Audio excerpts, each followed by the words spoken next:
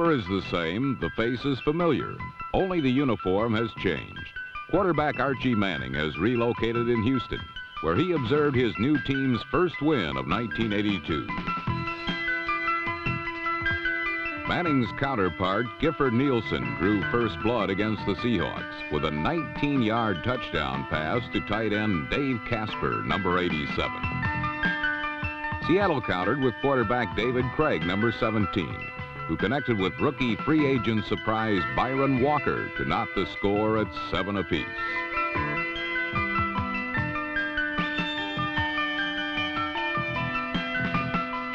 But Walker's effort was neutralized by Seahawk turnovers. The most crucial occurred when Craig fumbled a snap on his own 1-yard line. The Oilers' Mike Reinfeld recovered, and Houston was on top 17-7. Replacing David Craig, backup quarterback Jim Zorn fumbled twice himself, then rallied Seattle to 2 fourth-quarter touchdowns, one a 29-yard scoring pass to fullback David Hughes, number 46.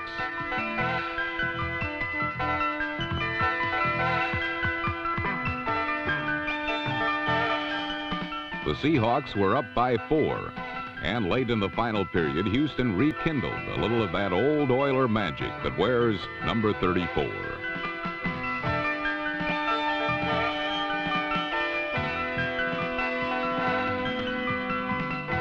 For the first time in 15 games, Earl Campbell ran for over 100 yards and scored the winning touchdown with 53 seconds left to play to seal the 23-21 Oiler win, their first of the year. In Buffalo, the Bills had to reach into their bag of tricks after Viking tight end Bob Brewer, number 82, burned them with one of 2 second-period touchdowns. Buffalo began their comeback just before intermission. Not magic, really. Quarterback Joe Ferguson just got hot. His touchdown pass to Frank Lewis with 14 seconds left in the half gave the Bills enough momentum to carry them over the Vikings in the final 30 minutes. Ferguson and Lewis combined for 39 more yards in a furious fourth-quarter finish. Then for the second straight week, the game-winning touchdown belonged to Jerry Butler, number 80, as the Bills came from way back to win by 1, 23-22. While Buffalo rained on the Vikings parade, in Tampa Bay, it just rained. A world-class storm turned Tampa Stadium into a splash pool and tested both the Buccaneers and Redskins' ability to move the ball, or rather hold on to it. Tampa Bay turned the ball over 4 times, all on fumbled snaps, then allowed former Buck Curtis Jordan, number 25, to block a punt, then fall on it for 6 points. In this tropical deluge, the Redskins went through the eye of the storm. They suffered no turnovers, and a Joe Theismann scoring pass to first-year receiver Charlie Brown showed the way to a 21-13 Redskin win.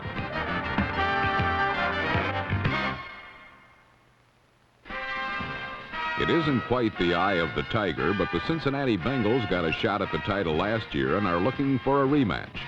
Their stiffest test may come from division rival Pittsburgh. The Steelers, 4-time title holders, are eager to regain their throne.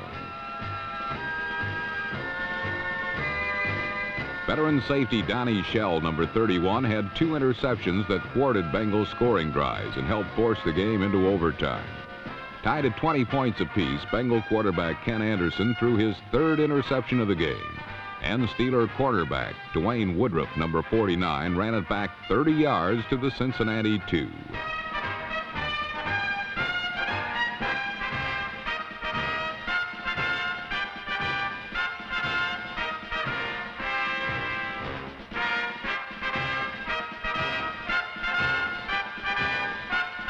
On the very next play, the Steelers delivered the knockout punch when quarterback Terry Bradshaw found a solitary John Stallworth, number 82, for the score that earned Pittsburgh a 26-20 win. Once again, the Steelers are contenders and in first place in the AFC Central.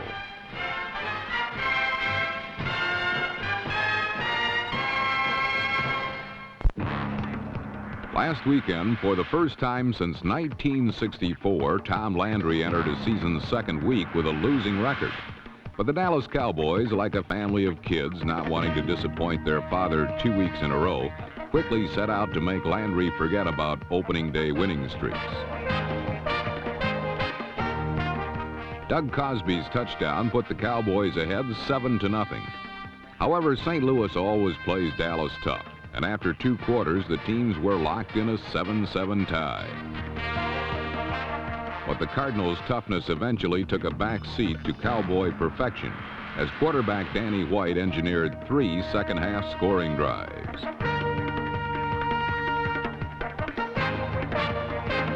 This third-quarter touchdown by Drew Pearson helped boost the Cowboys to a 24-7 win and even their record at 1-1. Dallas beat St. Louis in their customary fashion. Flawless execution of a well-conceived and well-concealed game plan. But in Los Angeles, the Detroit Lions willingly disclosed their simple strategy to the Ram defense. Give Billy Sims a hole to run through and we'll win. And that's precisely what the Lions did.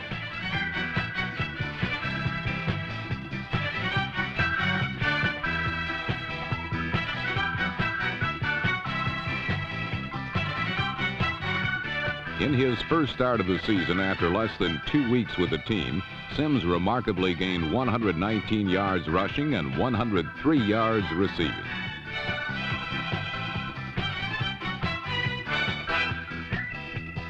Detroit dominated the first half, but managed only 3 field goals to lead 9-0.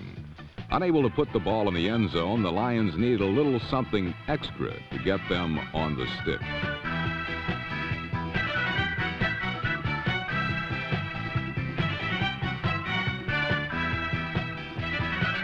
That something was quarterback Gary Danielson, who replaced starter Eric Hipple and promptly hit David Hill with a touchdown pass.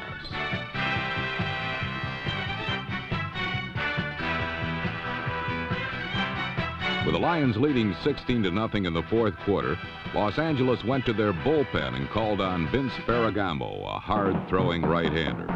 Ferragamo responded with a strike to Willie Miller, whose shake-and-bake move gave him clear sailing to the end zone for an 85-yard touchdown.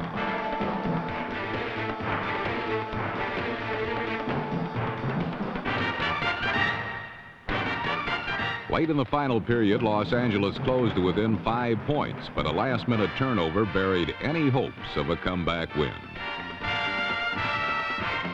Now 0-2, maybe the Rams are beginning to realize their off-season trades weren't necessarily the secret to overnight success.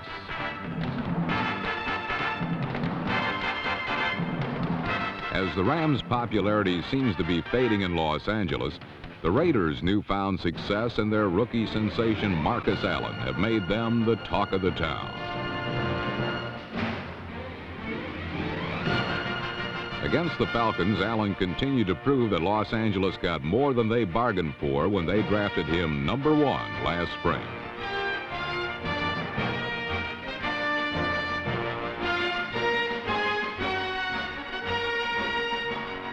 The former USC Heisman Trophy winner scored the Raiders' first 2 touchdowns en route to a 17-7 second quarter lead.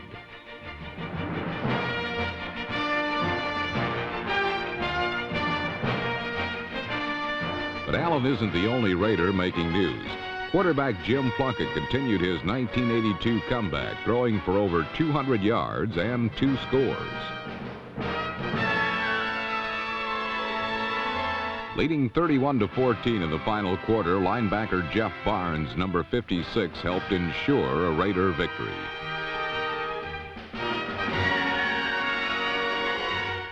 Defensive lineman Archie Reese, number 74, scooped up the Steve Bartkowski fumble and raced 75 yards for a touchdown.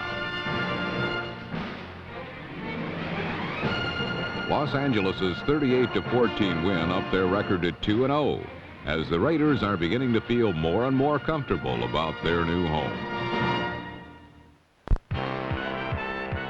A year ago, the Kansas City Chiefs leaned heavily on the not-so-broad shoulders of 5'10" Joe Delaney, number 37, for their offense. It appears that 1982 will be no different.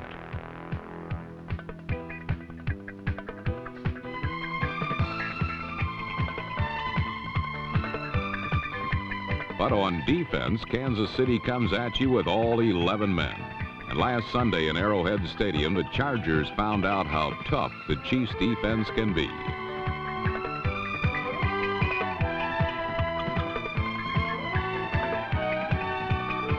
Inspired by efforts like that of number 71, Dave Lindstrom, Kansas City forced 3 Charger turnovers and shut down Dan Fouts and the NFL's most prolific passing game.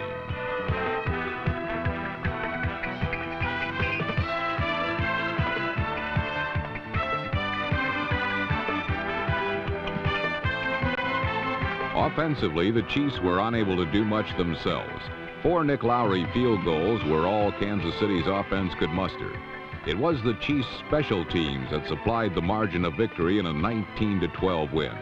A blocked punt recovered in the end zone for a touchdown helped Kansas City even its record at 1-1, despite an offense that had not scored a touchdown in 2 games.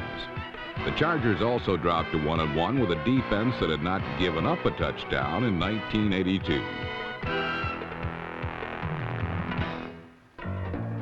Defense was the order of the day in Chicago as well. New Orleans Saints, trying to build a defense, punished the Bears, who are trying to build an offense under new coach Mike Ditka.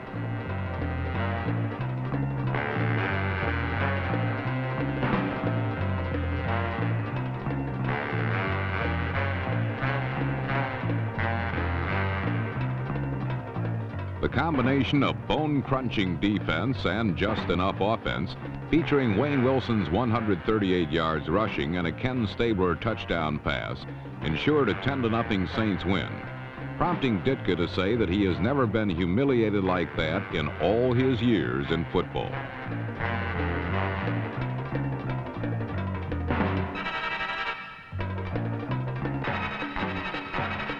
In his 18 years in the NFL, Denver quarterback Craig Morton has suffered through a humiliating day or two himself.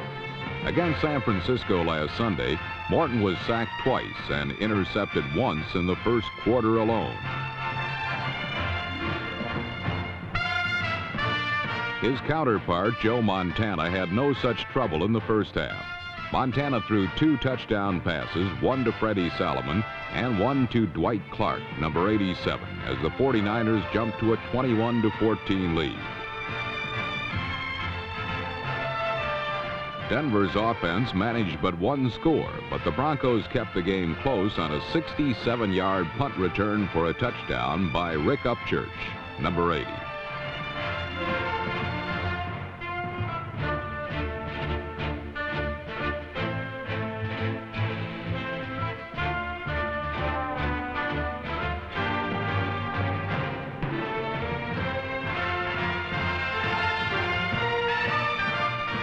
Upchurch was the Broncos' main man again in the final period of this seesaw battle. With former 49er Steve DeBerg replacing Morton at quarterback, Upchurch ran a straight fly pattern and easily beat rookie defensive back Dana McLemore for the touchdown that tied the game at 21.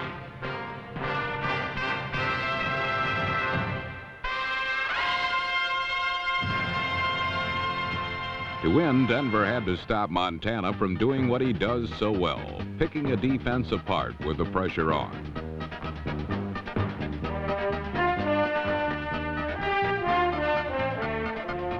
The Broncos did just that. Dennis Smith, number 49, intercepted a Montana pass with 4:17 remaining in the game, taking the ball into San Francisco territory.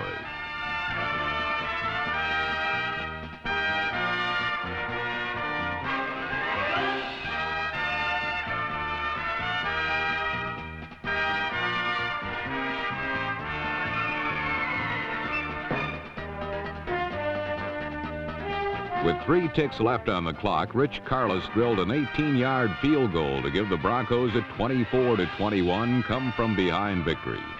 For the second week in a row, the Super Bowl champion 49ers lost to an AFC Western Division team after leading in the fourth quarter. For Denver, the win was a must, since 2 straight losses at home would have been tough to overcome.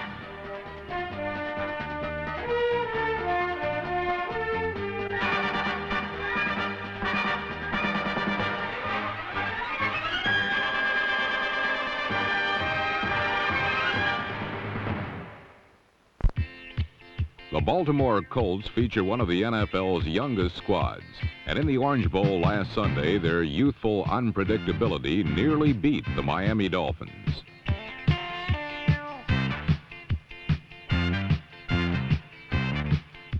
This touchdown pass by kicker Mike Wood to linebacker Barry Krause, combined with a Mike Pagel to Raymond Butler scoring strike, put the Colts up 17-14 in the third quarter.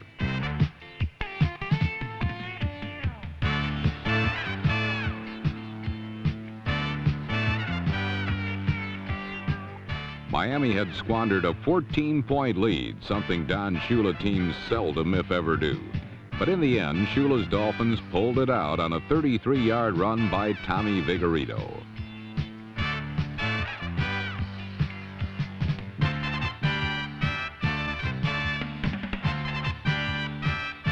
Miami held on to win 24-20, while 2 other AFC Eastern Division rivals squared off in New England. Last season, the Patriots patrolled the cellar of not only their division, but the entire NFL.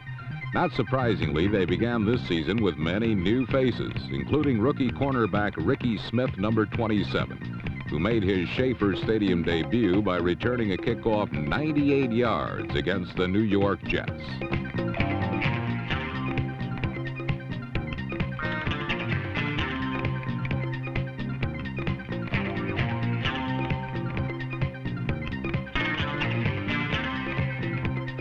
This magic moment proved to be about the only bright spot for this youthful New England club, because offensively they were buried beneath the Jets' sack exchange defense. Despite the loss of All-Pro defensive end Joe Klecko, who dislocated his right knee, the Jets collected 6 sacks and 3 turnovers.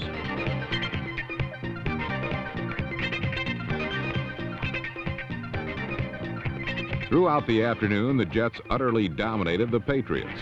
Offensively, the running of Freeman McNeil and quarterback Richard Todd controlled the tempo and lifted New York to an easy 31-7 decision.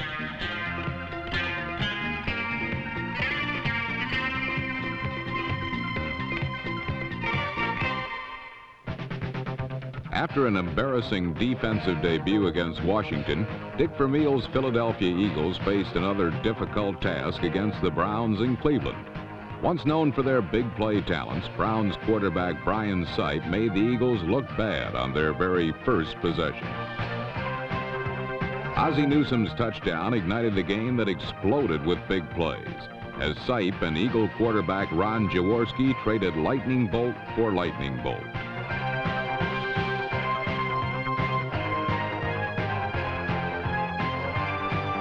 The Eagles' swift scoring capabilities have startled the NFL thus far.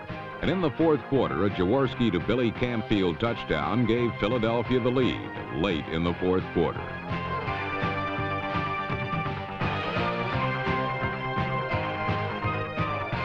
The Browns, however, did not earn the nickname Cardiac Kids for nothing. And in the final 2 minutes, Brian Sipe calmly steered the Browns toward the end zone.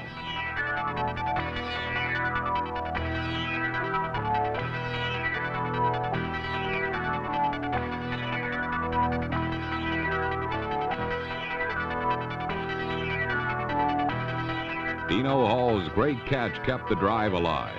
And with barely a minute remaining, Sipe threw up a prayer that only a receiver as talented as Ozzie Newsome, number 82, could answer.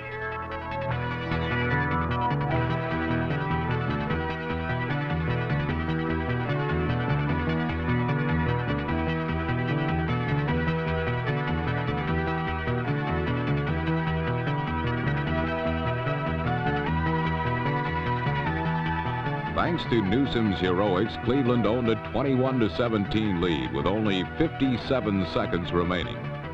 As it turned out, like Philadelphia had done only 1 week earlier, the Browns had scored too early.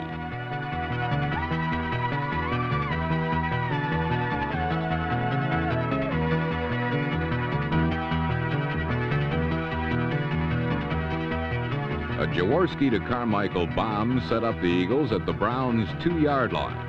And with only seconds remaining, Philadelphia rolled to victory 24-21 on a smashing run by fullback Leroy Harris, number 20.